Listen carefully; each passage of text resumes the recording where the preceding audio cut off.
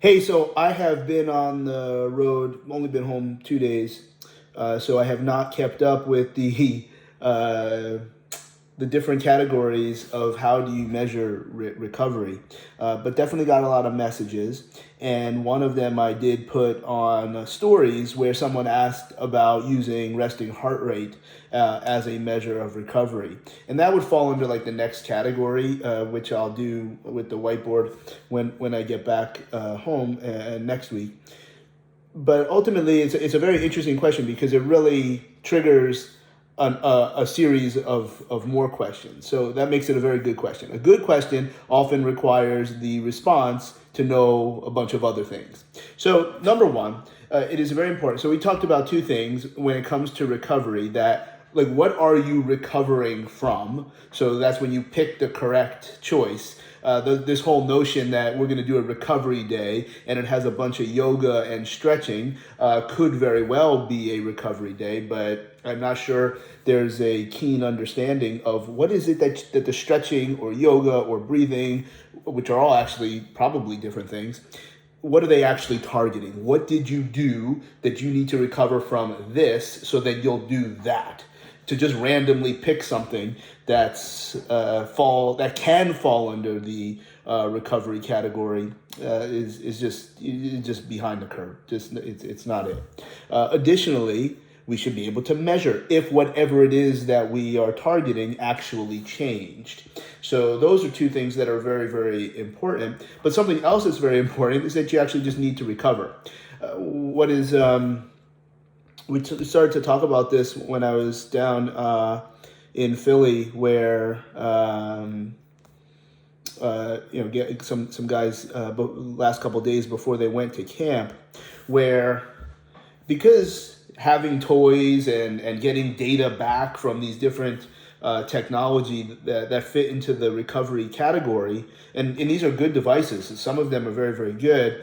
Some of them are very, very silly, but is there a delay or a latency in how long you should use these after your training? For instance, if you train really, really hard and then you use a device, you're like, dude, I love this because I don't feel sore. So you use a subjective model. So you say my soreness is objectively this number, objectively, subjectively this number, and you did a great job. Except I think we're using them almost like the last block set of the training program, which I think could very well be a mistake. For instance, when you train hard and let's say you're just training for strength, you don't get strong while you're lifting the heavy things and putting them down. You get stronger later after a series of processes happen.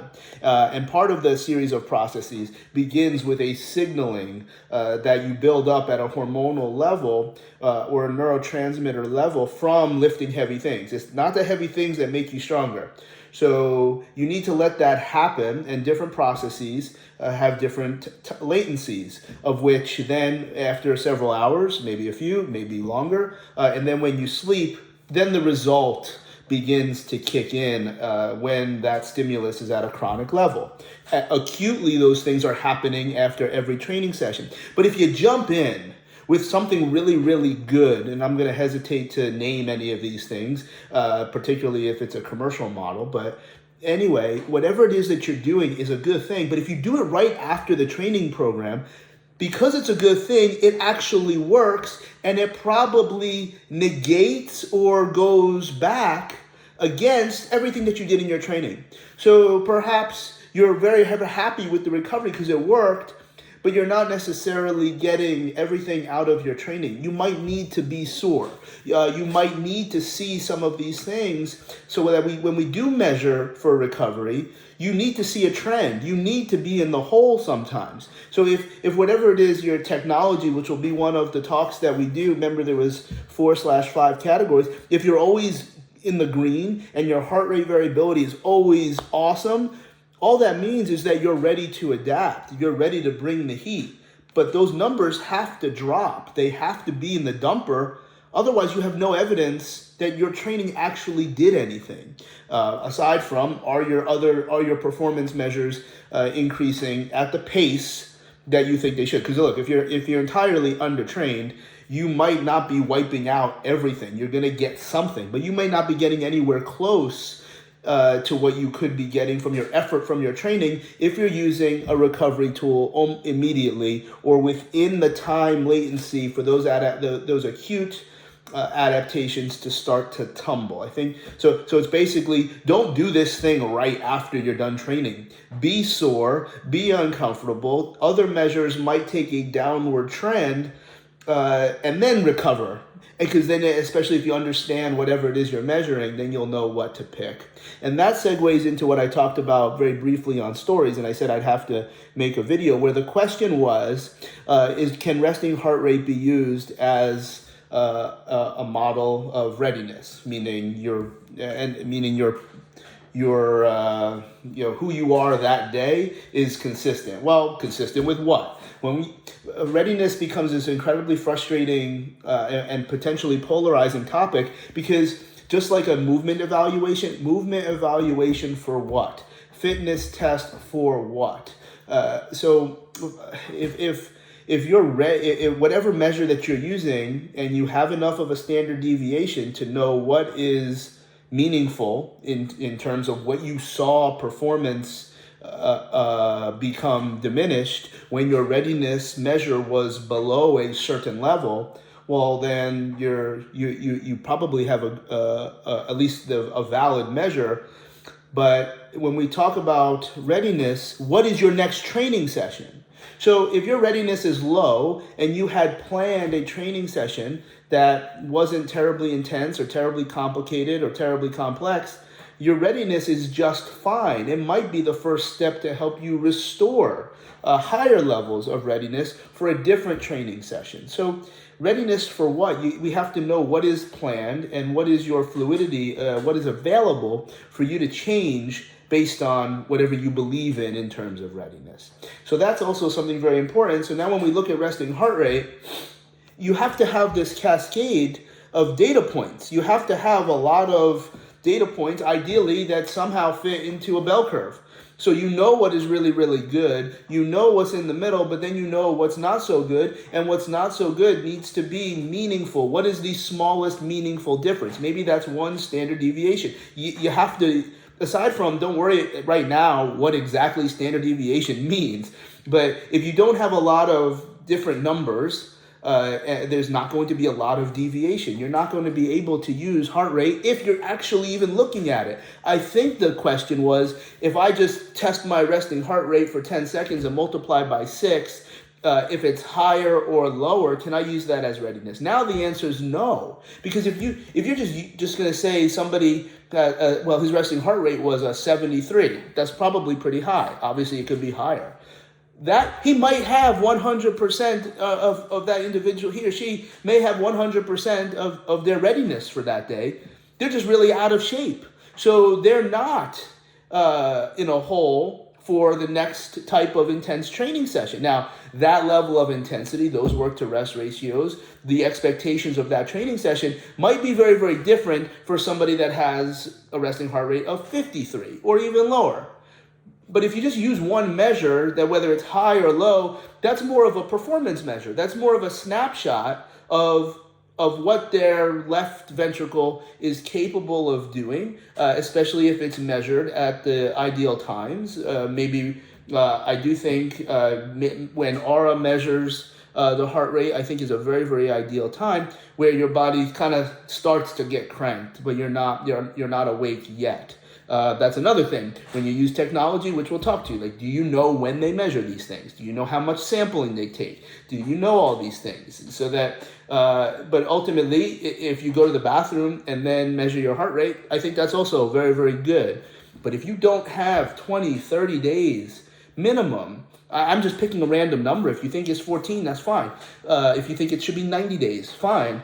But you need a deviation, and then you need to just let it play out and not making any changes to see, number one, if there's a deviation, but number two, if your performance was decreased. Then you can use resting heart rate, because if your resting heart rate is regularly at a 52, and then one day it's a 60, now you have an idea of readiness using resting heart rate. But if you just test it one day, or it's always a 52, 52, 54, well, you're probably not going to see a change in performance. And all that means is that resting heart rate is not a meaningful measure of readiness for that individual. This goes for all of the different categories. If you don't see a variance of a valid variance, so there's going to be other statistical measures such as coefficient of variation, meaning, okay, this is never going to be pinpointed. We can't see that, but this is a commentary on the degree of error and change that's just normal. Okay, that's also very, very important. Again, we'll talk about that again when we try to evaluate and unwrap the technologies that can be used for readiness. But ultimately, the question, can you use resting heart rate as a measure of readiness? Well, if you're only measuring one, the answer is no. Just because your resting heart rate is high, that doesn't have any commentary on readiness. It does have a commentary on the level of fitness of that individual. Readiness and fitness, completely different. Number two, can you use resting heart rate as a measure of readiness if you do have several measures, but you don't see any kind of change, and or you do not see any change in performance with a degree of change? Well, then the answer is no. It's just not meaningful for that individual. Last, can you use resting heart rate as a measure of readiness when you do have a significant sample and you do have consistent measures that show decrease in performance when you do have a more than a meaningful difference? Then the answer is yes.